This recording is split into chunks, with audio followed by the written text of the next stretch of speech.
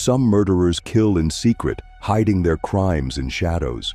But others pick up a camera, pressing record while they destroy lives. They film for power, for proof, for the sick thrill of watching death again and again.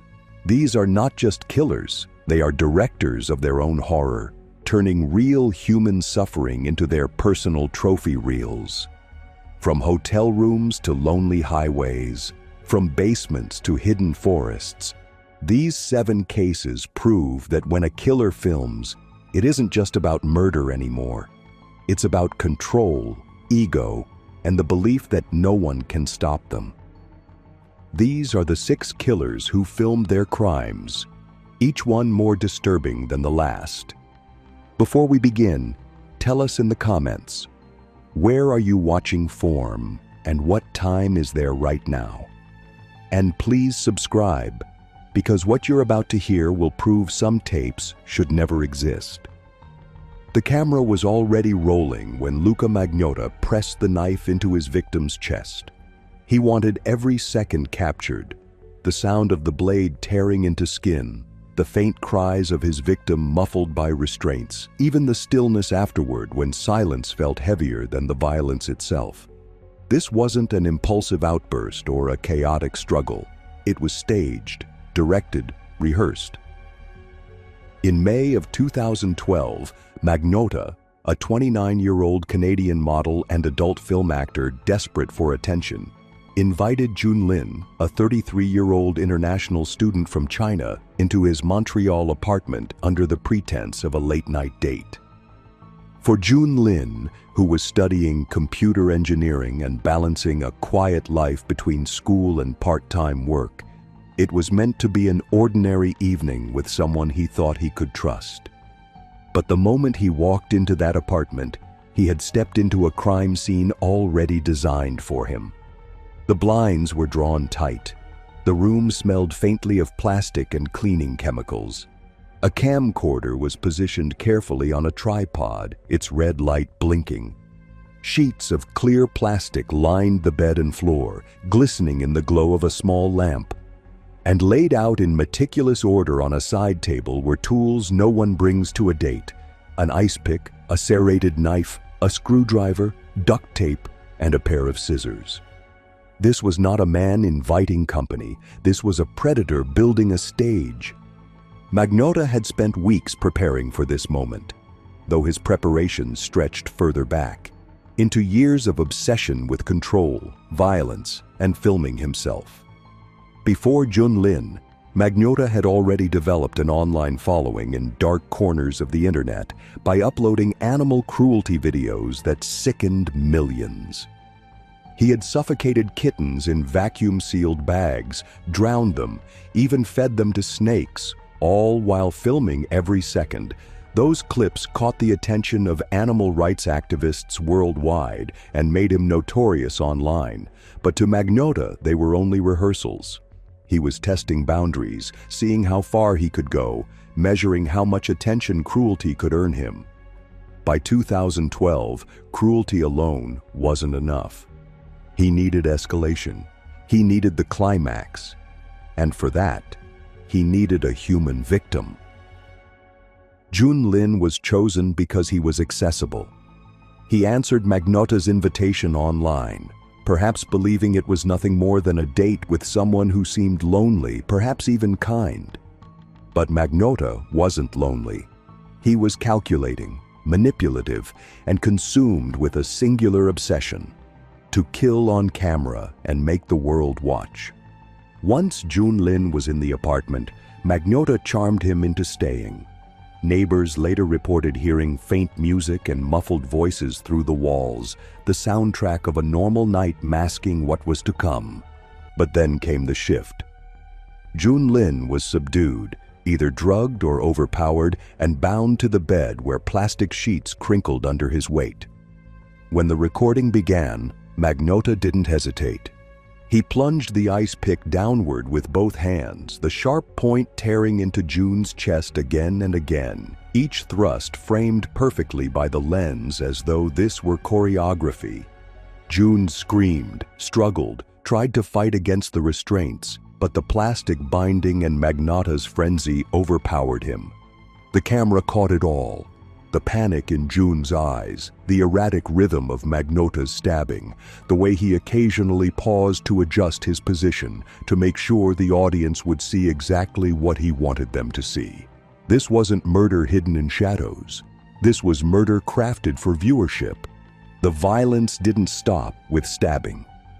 When Junlin grew weak, his body collapsing against the plastic, Magnotta escalated. He retrieved the knife, slashing, cutting, carving in deliberate motions. He filmed himself dismembering June, severing limbs with the same detachment as a butcher, pausing only to check the camera angle. The video showed him holding June's arm aloft, posing with it as if documenting a prize. At one point, he placed the knife down and turned June's head toward the camera, forcing his lifeless face into the frame like a grotesque trophy shot. The soundtrack, faint music playing in the background, made the entire scene even more disturbing, as if Magnotta had scored his own production. This wasn't about rage or even impulse. This was about performance. He wanted every second preserved, replayable, something he could show to himself, and something that would eventually be discovered by the world. The recording went further than anyone could stomach. Magnotta escalated his depravity, performing unspeakable acts on the body even after death, each one filmed, each one deliberate. The plastic sheets that lined the bed did their job, containing the blood, making cleanup easier, allowing him to control the scene entirely. And through it all, Magnotta remained calm, almost detached, occasionally glancing at the camera with the faintest smirk. He wasn't just killing Junlin.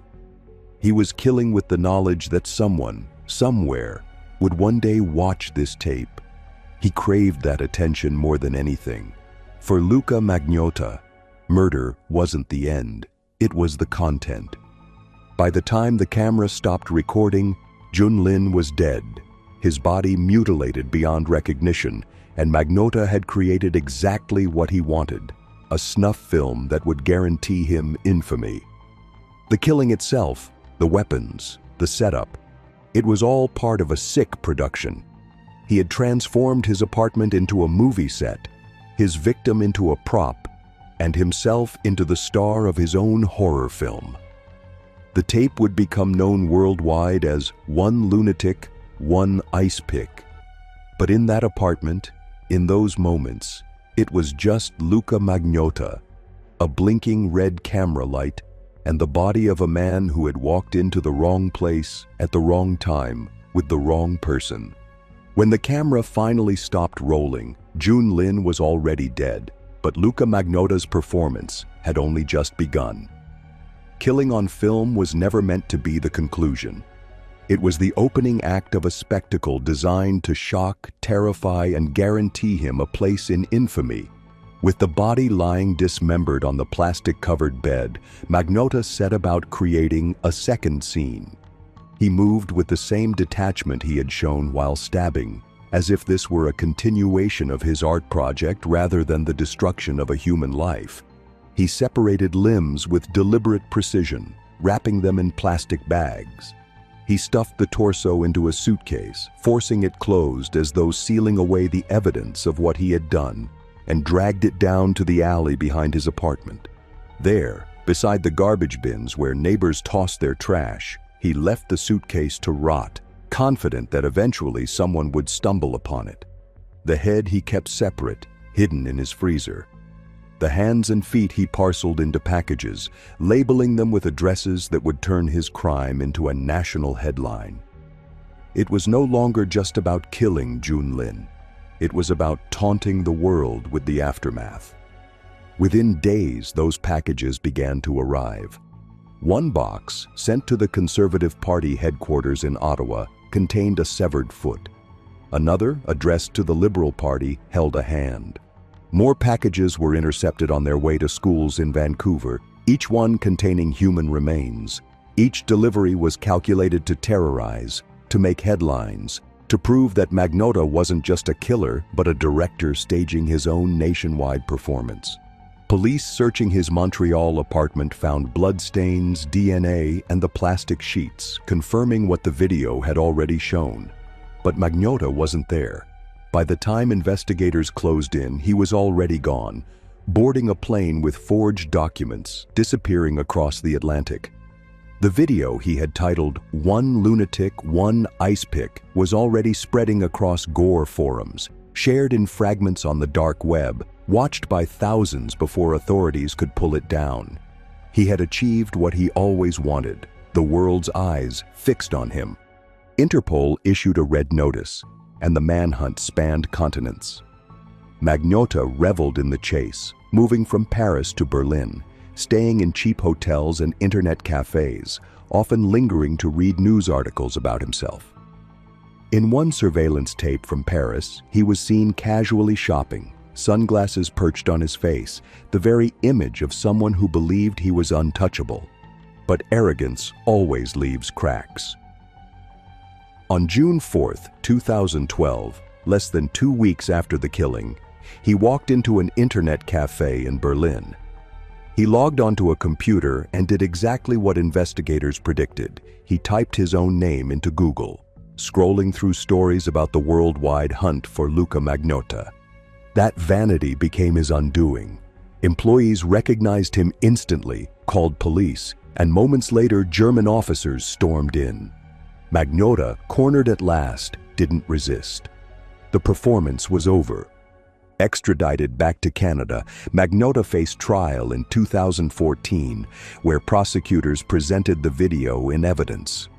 Jurors were forced to watch portions of the recording, the ice pick stabbing, the dismemberment, the calm way Magnotta adjusted the camera. The courtroom was silent, the footage so horrific that even seasoned investigators looked away. The defense argued insanity, painting Magnotta as a man suffering from schizophrenia who couldn't distinguish reality from delusion.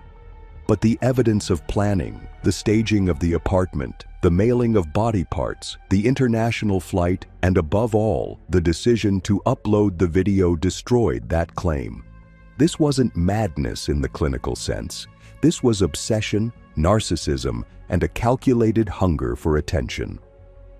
In December 2014, Luca Magnotta was convicted of first-degree murder and sentenced to life in prison without parole eligibility for 25 years.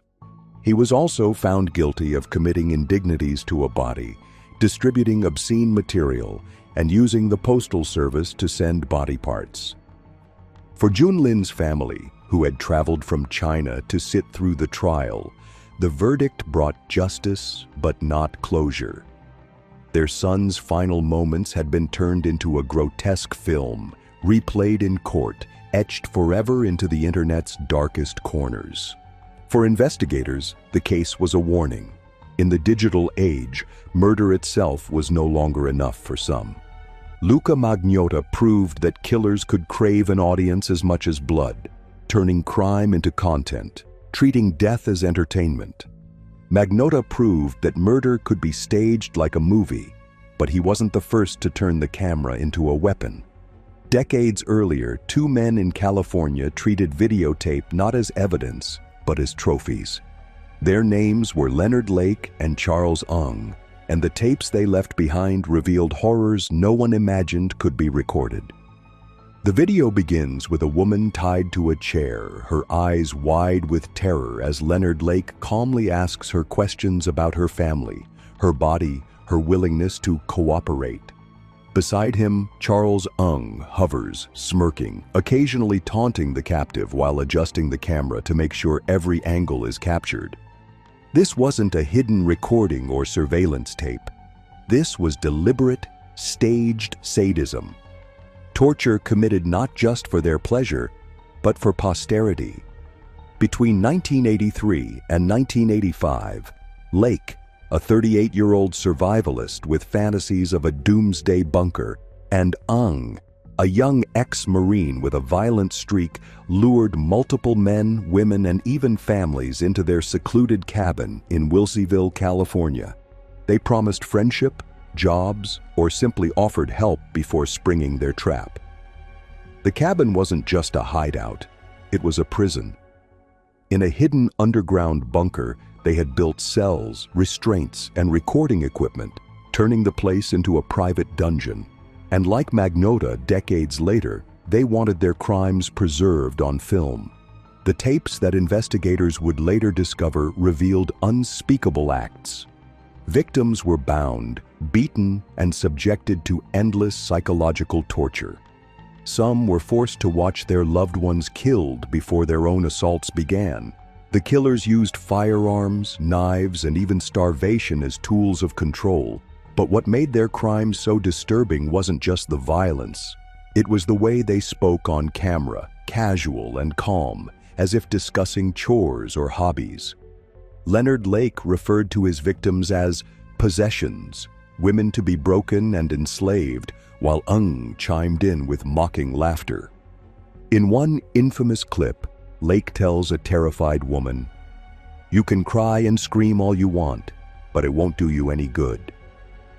He pauses, looks into the camera, and smiles. These weren't crimes of opportunity. They were orchestrated productions, created by two men who believed recording suffering somehow made them immortal. The tapes were horrifying, but they were only part of the evidence. Outside the Wilseyville cabin, investigators unearthed shallow graves that revealed the full scale of the crimes. More than 40 pounds of charred bone fragments were recovered, scattered across the property, and mixed into fire pits where the killers had tried to burn away their victims. Many of the remains were impossible to identify, reduced to ash and shards, but forensic teams confirmed at least 11 distinct individuals had died there: men, women, and even children. Leonard Lake and Charles Ung had developed a method of disposal that was as crude as it was chilling. After killing their victims, often by gunshot, strangulation, or stabbing, they stripped bodies of valuables, burned them in makeshift pits, and buried the remains under layers of dirt and garbage. The cabin itself was littered with personal items: jewelry, clothing, identification cards, even children's toys. Each object was a silent reminder of a life taken and discarded. What tied everything together were the tapes, which showed that these were not random murders, but a deliberate project of cruelty. The men weren't just killers, they were archivists of pain. Their downfall, however, came not from their tapes, but from a petty theft. In June 1985, Charles Ung was caught shoplifting a vice at a hardware store in South San Francisco. When security confronted him, Leonard Lake intervened, and in the scuffle, police were called. Ung fled, but Lake was detained. During questioning, Lake calmly provided identification, a false name. But officers noticed he was nervous, sweating, and oddly talkative about his survivalist philosophy. A background check revealed he was wanted for weapons charges. When taken into custody, Lake swallowed cyanide he had hidden in a capsule, killing himself before police could press further. His death left investigators with more questions than answers, but his suicide was only the beginning. A search of his cabin exposed the tapes, the graves, and the bunker. And though Lake had escaped justice through poison, Charles Ung was still out there. Ung fled to Canada, where he lived under aliases, committing small thefts to survive. In 1985, he was arrested in Calgary after shooting a security guard during yet another shoplifting attempt. Extradition took years, delayed by legal battles, but by 1991 he was back in the United States facing charges for 12 murders. His trial, held in 1998, was one of the longest and most expensive in California history, lasting 8 months and costing tens of millions of dollars. Prosecutors presented the tapes, forcing jurors to watch the killer's casual sadism. Survivors of the victims testified about their loved ones disappearing after encounters with Lake, and Neng forensic evidence tied bones to missing families. The defense claimed Eng was merely a passive participant, overshadowed by Lake's dominance. But the footage told a different story. On tape, Eng's voice is clear, mocking victims, encouraging Lake, fully complicit in every moment of torture. The jury found him guilty on 11 counts of murder. He was sentenced to death and remains on death row at San Quentin prison to this day. Leonard Lake's suicide spared him the trial, but his legacy as half of the murder bunker duo remains cemented in infamy. For investigators, the case was unforgettable, not just for its brutality, but for the evidence left behind. Hours of videotape where killers spoke casually about enslaving and killing as if discussing dinner plans. It was a stark reminder that some killers don't just want to destroy lives, they want to immortalize the destruction, frame by frame, for their own pleasure. Lake and Ung filmed their cruelty for themselves, locking the tapes away in their hidden bunker. But the next killer brought his camera into the open, staging murders in the middle of the desert and mailing the footage directly to the media. He didn't just want to record, he wanted the world to watch. The camera shook slightly as a hammer came crashing down onto the skull of an innocent man lying in the grass, the lens capturing the sickening crunch of bone and the muffled groans that followed.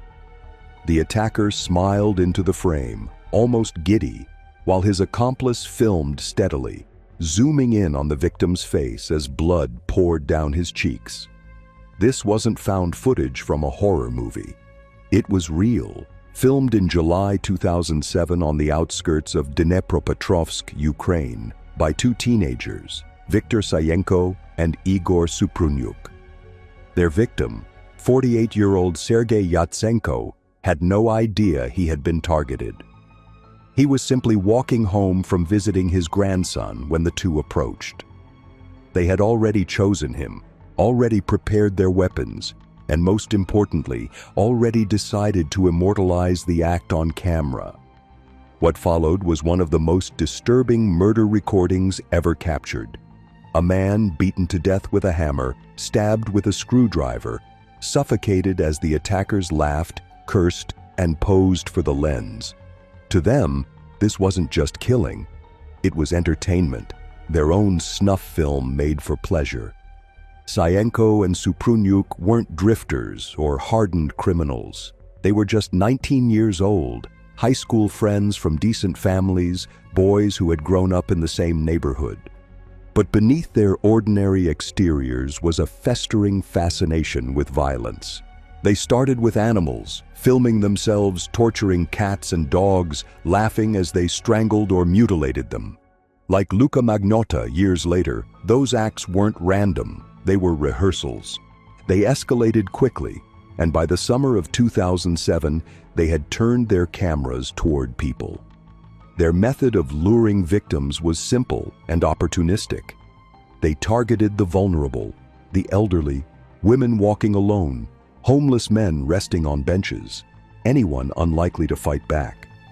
They carried tools from their fathers' garages, hammers, pipes, screwdrivers. Nothing elaborate, nothing traceable, but devastating in its simplicity. They filmed themselves riding around on stolen scooters, scouting for victims, and when they found one, they ambushed with mechanical cruelty. The camera was always there, capturing not just the violence, but the killers' grins, their jokes, their mockery of human suffering. And in the case of Sergei Yatsenko, the brutality lasted minutes, long enough to fill the tape with horror so raw it would later traumatize anyone who dared to watch it. When the hammer blows finally stopped and Sergei Yatsenko's body went still, Viktor Sayenko and Igor Suprunyuk didn't flinch. They didn't panic, didn't run, didn't hide. Instead, they laughed, they joked, and most importantly, they reviewed the footage, replaying it on the small screen of their phone like filmmakers admiring their own work. For them, the recording wasn't evidence to be destroyed. It was a trophy, a badge of honor. Within days, clips of the video leaked onto the internet, shared on underground forums where gore content thrived. The files circulated under the name 3 Guys, 1 Hammer. Unlike most crime scene tapes, this wasn't confiscated by police or hidden from the public. It was out in the open, spreading like wildfire, horrifying millions who stumbled upon it. For law enforcement, the existence of the video was both a nightmare and a blessing. A nightmare because the killers had broadcast their crime for the world to see, and a blessing because the footage contained everything they needed: faces, voices, and locations. Investigators quickly pieced together a timeline. Between June and July 2007, a string of seemingly random murders had plagued Dnepropetrovsk. At least 21 victims, ranging from children to pensioners, all killed with blunt instruments or knives. At first, police struggled to find a connection. The victims varied in age, gender, and background. There was no financial motive, no pattern except for the savagery. But when the Three Guys One Hammer video surfaced, everything clicked. The teenagers who appeared in the video matched descriptions from witnesses who had seen two young men on scooters near the murder sites. Their voices, captured clearly on tape, were recognized by classmates. And most damning of all, when police traced the stolen phones of some victims, calls had been made from them, directly linking to Igor Suprunyuk's number. The arrests came swiftly. On July 23, 2007, police detained both Sayenko and Suprunyuk, catching them in possession of a camera filled with more incriminating footage. Dozens of videos and photos documented their spree. Victims before and after death, animals tortured, the killers posing proudly beside bodies. Their faces were unmistakable, their arrogance undeniable. When questioned, the teenagers showed little remorse. Suprunyuk, considered the ringleader, admitted they filmed the murders for fun, describing it as a hobby. Sayenko echoed him, claiming they wanted to create a collection of memories, as though documenting vacations or parties. The casualness of their words horrified even veteran detectives. This wasn't a gang or revenge or financial desperation. It was killing for pleasure, and proof of it was stored on their own devices. Their trial in 2008 drew international attention. Prosecutors presented video evidence to the court but shielded most of it from the public, deeming it too disturbing for general release. Journalists described the atmosphere as chilling, with jurors visibly shaken by what they were forced to watch. Families of the victims sat in court, hearing in graphic detail how their loved ones' final moments had been recorded for entertainment. The defense attempted to argue diminished responsibility, painting the boys as troubled youths influenced by violent media. But the footage stripped away any notion of misunderstanding. Every frame showed intent, enjoyment, and planning. They weren't impulsive. They weren't insane in a legal sense. They were predators with cameras. In February 2009, both men were convicted. Igor Suprunyuk received a life sentence without parole, while Viktor Sayenko was sentenced to life with a minimum of 20 years before parole eligibility. A third accomplice, Alexander Hanja, who had participated in robberies but not the killings, received 9 years in prison. For Ukraine, the case left scars that remain to this day. Parents told children never to wander alone. The phrase, "Three guys, one hammer," became synonymous with horror, whispered in schools and workplaces. A reminder that monsters don't always hide. Sometimes they smile into the camera. The Dnepropetrovsk maniacs were teenagers who killed for thrill and filmed it as proof. But the next case would go even further. Because while Sayenko and Suprunyuk wanted a private collection of tapes, the next killer filmed his crimes and mailed the footage directly to the media, demanding the world watch his performance. The video begins not with violence, but with conversation. Two men seated at a table, calmly talking, as though preparing for a meal. But within minutes, the tone changes.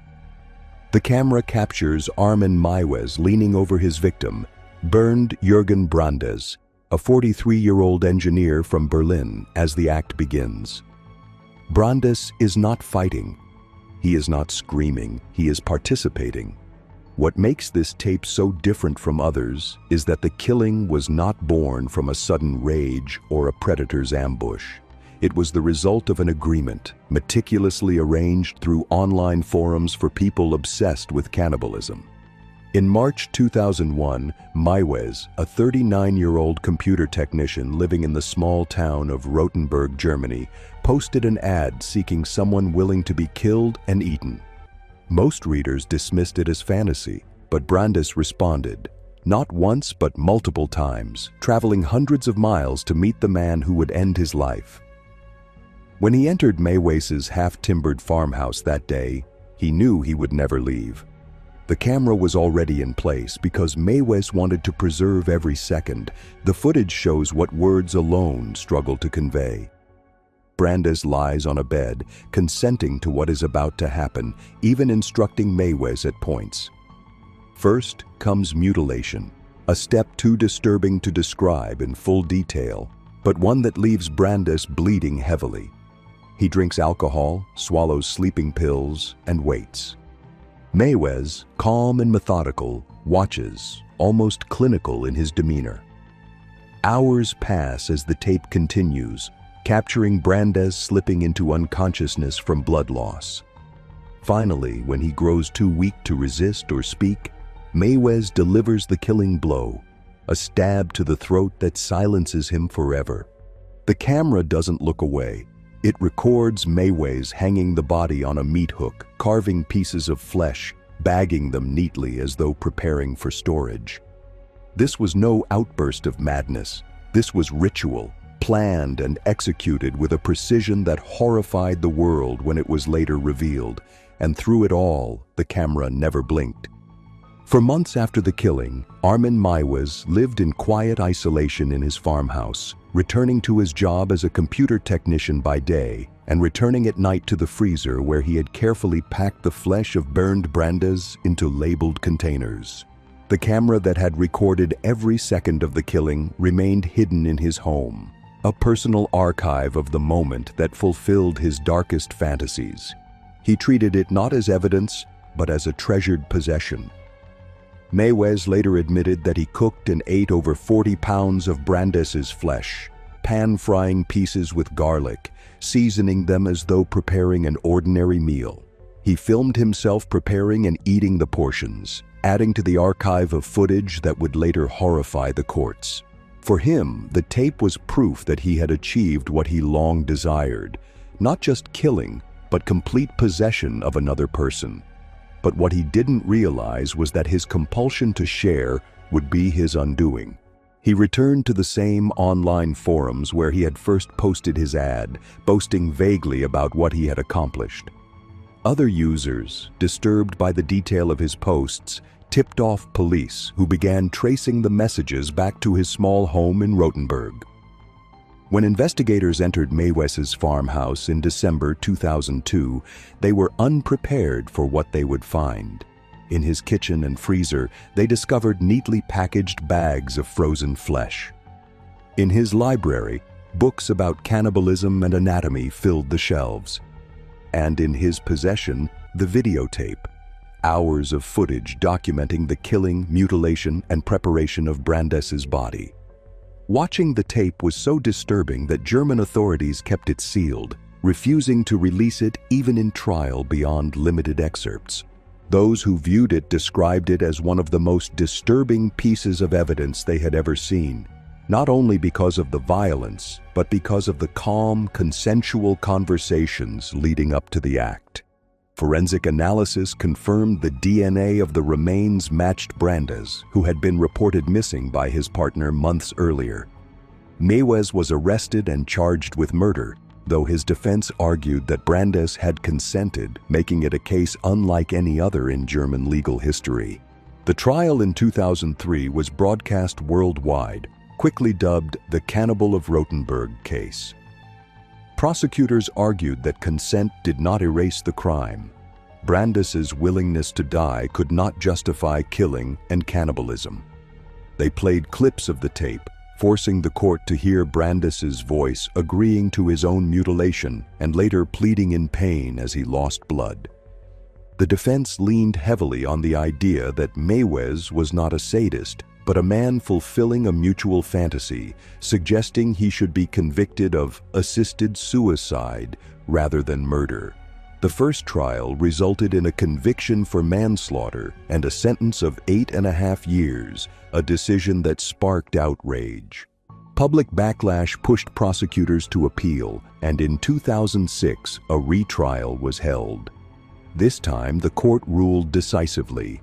The tape was undeniable proof of premeditation, control, and deliberate killing.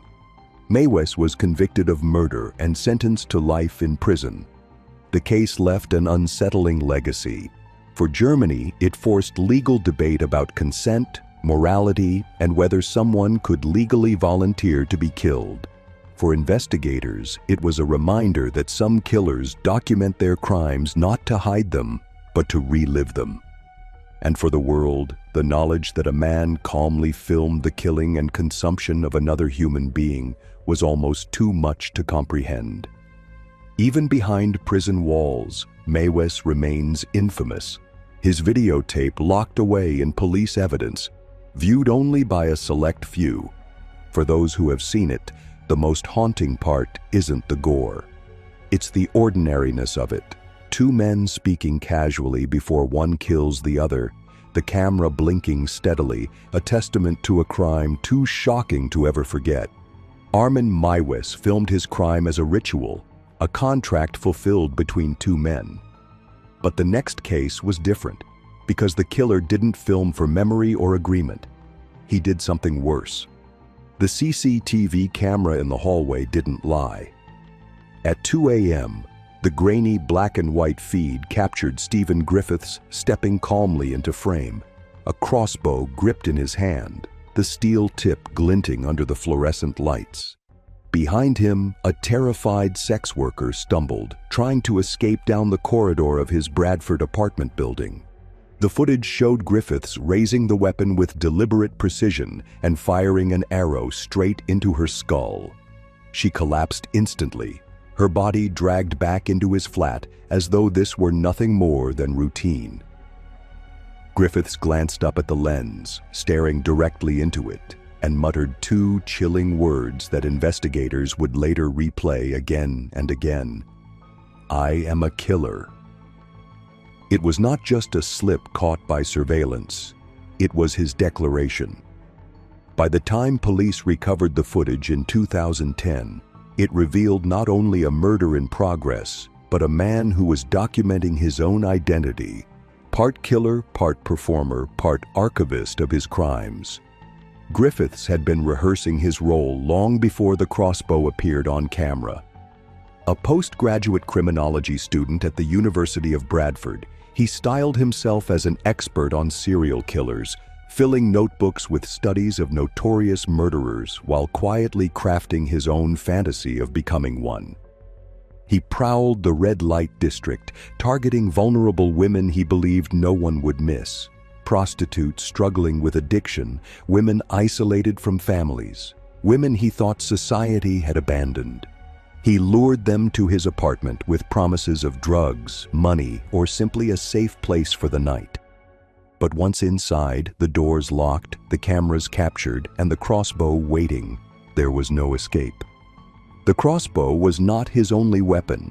He kept knives, saws, and freezers in his flat, using them as tools to dismember bodies after the kill. Like Leonard Lake and Charles Ng, Griffiths didn't just kill. He archived, he studied himself. He turned murder into a subject, a thesis of blood and film. The CCTV only caught one killing, but investigators would later tie him to the disappearances of at least 3 women: Suzanne Blamiers, Shelley Armitage, and Susan Rushworth. Each one vanished after entering his orbit, each one believed to have been dismembered inside the same apartment where he had once lived quietly as a student. To Griffiths, the lens of the camera wasn't a risk. It was the proof he craved, evidence that he had become the predator he always wanted to be. When police finally entered Stephen Griffiths' Bradford flat in May 2010, the evidence was overwhelming, as though he had left it all behind deliberately, like trophies waiting to be catalogued. The CCTV tape was only the beginning. Inside his apartment, investigators found crossbow bolts, knives, hacksaws, and freezers smeared with traces of human blood. On his computer, searches revealed hours spent studying cannibalism, murder, and the psychology of killers, as if he had been writing his own twisted dissertation. In the fridge, bags of flesh were stored alongside ordinary groceries, a grotesque combination that blurred the line between sustenance and trophy. Walls were lined with books about serial killers, and notebooks documented his fantasies of becoming one. Griffiths hadn't been sloppy. He had been intentional. The CCTV footage, the remains, the searches, all of it built a profile not just of a man who killed, but a man who wanted to be known for killing. For detectives, the most haunting piece was the CCTV itself. It wasn't just the murder captured on film. It was the moment Griffiths turned, looked directly into the lens, and identified himself with chilling calm. "I am a killer." During interrogation, Griffiths leaned into that identity. He didn't protest innocence. He didn't deny the evidence. Instead, he declared himself the Crossbow Cannibal, a title he wore like a crown. When asked about his victims, he gave vague, arrogant answers, sometimes smirking, sometimes defiant, always making sure his words carried weight. He admitted to killing Suzanne Blamiers, Shelley Armitage, and Susan Rushworth, all sex workers from Bradford who had vanished between 2009 and 2010.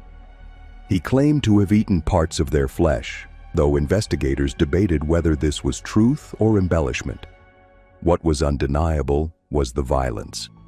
The CCTV showed Suzanne's final moments. For Shelley, detectives recovered digital photographs stored on Griffiths's devices, grim souvenirs of her last hours. For Susan, the details were murkier, but phone records and witness statements tied her to Griffiths before she vanished. Each case reinforced the same truth. Griffiths wasn't killing for money, revenge, or even impulse. He was killing to live up to the fantasy he had built, to transform from criminology student to criminal, from man to monster, all under the gaze of a camera. By the time his case reached trial in December 2010, there was little left to argue. Prosecutors presented the CCTV tape, the forensic evidence, and his own chilling statements. Griffiths stunned the courtroom by pleading guilty to all 3 murders without hesitation. He wanted the conviction, wanted the label, wanted the headlines to stamp his chosen title into history.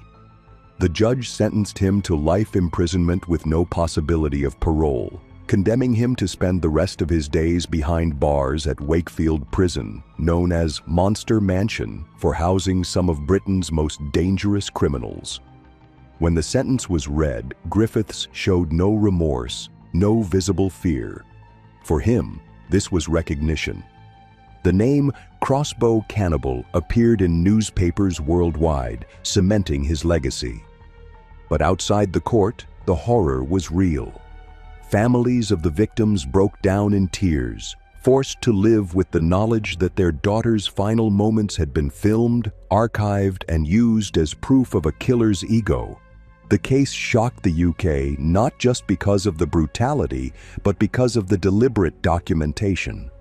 Griffiths used cameras not as a risk, but as a weapon, recording himself, recording his victims, taunting the very system that would later convict him. Experts later argued he embodied a new kind of criminal narcissism, a man who didn't care about getting caught because his ultimate goal was attention. Unlike Leonard Lake and Charles Ung, who hid their tapes, Griffiths allowed his crimes to unfold in front of a surveillance lens he knew existed. Unlike Ricardo Lopez, who confessed into his own private camera, Griffiths performed for one he couldn't even control.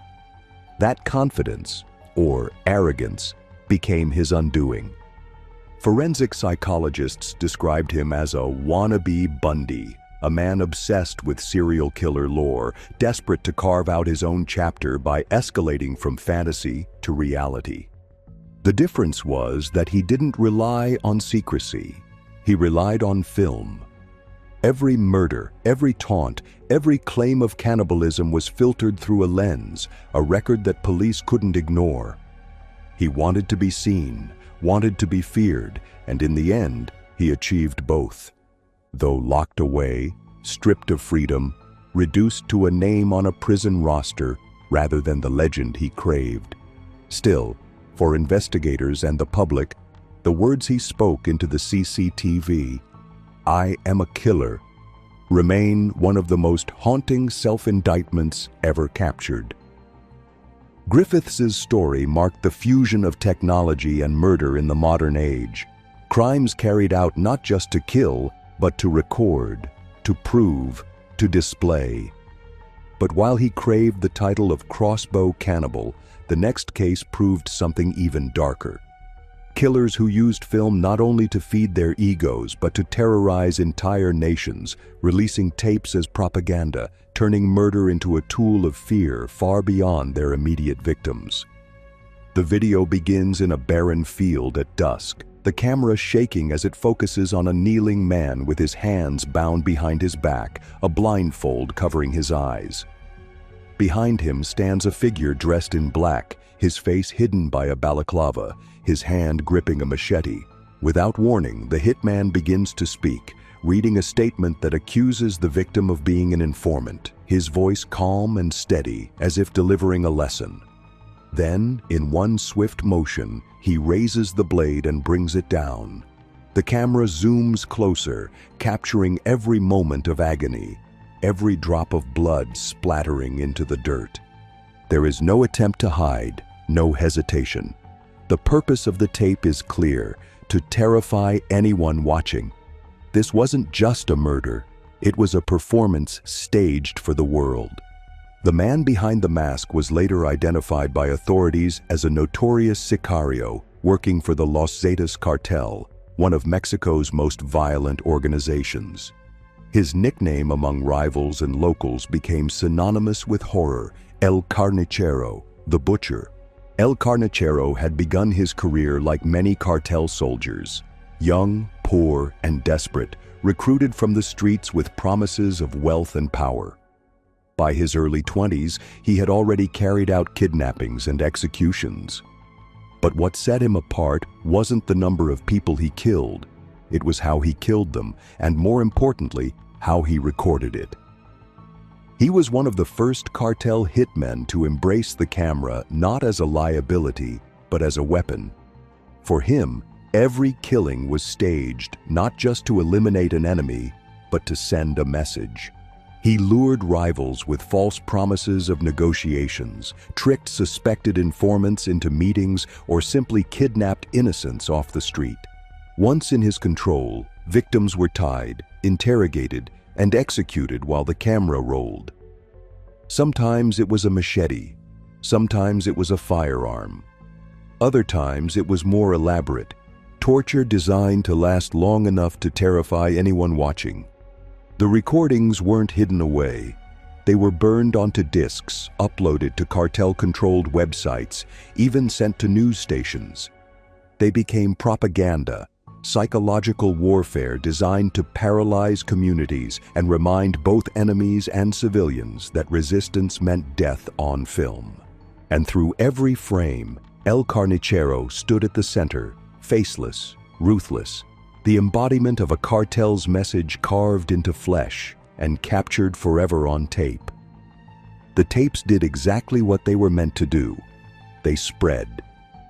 At first, they circulated in hushed whispers through burned DVDs sold in markets and passed around like cursed objects in Mexico's northern states. Then they migrated online, appearing on gore websites, social media, even YouTube before being taken down. Each time a video surfaced, panic followed. Communities already suffocated by cartel violence now had to endure the visual proof. Neighbors and rivals butchered in front of a lens, their last breaths immortalized. Journalists called them narco-snuff films. Parents warned their children never to look. But the fear was contagious. People who didn't see the tapes still heard about them in vivid detail, and that was enough. And through it all, El Carnicero's legend grew. He was faceless but unmistakable. His voice, calm and cold, became a signature. His methods, the machete, the monologues, the way he dragged victims into frame, made every tape instantly recognizable. For rival cartels, his presence meant terror. For the communities caught between cartels and government, his name meant hopelessness. Law enforcement, however, saw something different: opportunity. Every video contained forensic details, accents in the speech, landscapes in the background, buildings in the distance, even the tools used. Mexican federal investigators working with U.S. agencies began to analyze the tapes frame by frame. They slowed footage, studied shadows, matched soil patterns to regions. One tape showed a rusted water tower in the background. Another caught the faint whistle of a train that only ran through certain northern corridors. Piece by piece, they built a map of where El Carnicero was operating.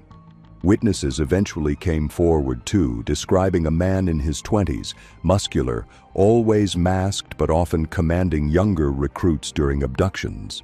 The nickname El Carnicero spread on both sides of the law, whispered by rivals, muttered by frightened locals, and written into case files by investigators who needed a name to anchor the monster on their trail. His downfall came not from betrayal, but from his own obsession with the camera. One tape, uploaded to a cartel-linked forum, contained a critical error. At the end of the video, as he delivered his usual monologue over the body of a rival, the camera panned slightly too far to the left. A distinctive tattoo, a skeletal hand gripping a rosary, was visible on his forearm, briefly exposed as his sleeve slid back. That tattoo had been noted before by police informants describing a rising sicario in Nuevo Laredo. Cross-referencing the detail, investigators identified him, a 27-year-old former mechanic turned enforcer, known locally only as Mauricio. Surveillance and intelligence work confirmed it. They had finally unmasked El Carnicero. The raid came in 2013. Mexican Marines surrounded a safe house on the outskirts of Tamaulipas after tracking his vehicle from a cartel convoy. Inside, they found Mauricio with 2 hostages bound and gagged, a camera already set up on a tripod, the red light blinking. He had been preparing to record another execution when the authorities stormed in. A firefight erupted, bullets tearing through the plaster walls, grenades shattering windows. In the chaos, El Carnicero tried to flee through a back door, machete in hand, but was gunned down before he could escape. His death was violent, but quick, far quicker than the agonizing ends he had delivered to others. On his laptop, investigators recovered dozens of videos, many never released to the public, each one a catalog of cruelty that confirmed his reputation as one of Los Zetas' most ruthless killers. The tapes were locked away as evidence, too disturbing for public release, but the damage had already been done. His recordings outlived him, continuing to circulate in fragments online, resurfacing on forums, and being whispered about in communities where his legend refused to die. Families of victims never recovered their loved ones, but they were haunted by the knowledge that their deaths had been turned into entertainment. Authorities admitted that while El Carnicero was gone, his methods had inspired copycats. Other cartels began filming executions more openly, using the footage to intimidate rivals, taunt police, and control populations through psychological warfare. His legacy wasn't just in the lives he took, it was in how he transformed killing into spectacle. For Mexico, his death marked a victory, but a hollow one. It proved that even the most infamous killers could be stopped, but it also proved how far cartels were willing to go to dominate with fear. For investigators, the case underscored the terrifying evolution of crime in the digital age. Violence wasn't hidden anymore. It was broadcast, filmed, distributed like propaganda. El Carnicero may have fallen, but the world he helped shape, where murderers brandished cameras as confidently as weapons, continues. From Luca Magnotta's staged apartment set in Montreal, to Leonard Lake and Charles Ng's torture bunker in California, to the Ukrainian teenagers who laughed while they filmed with hammers, to Stephen Griffiths staring into a CCTV, and finally to a cartel hitman wielding a machete under a rolling camera. The pattern is undeniable. These weren't just killers, they were performers. They killed for control, but also for the record, for the replay, for the audience. Their crimes live on not only in case files and courtrooms, but on tapes, recordings, and videos that continue to circulate in whispers and shadows.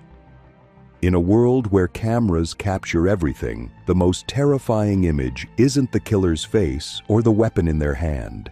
It's the red blinking light, proof that someone wanted the horror to last forever.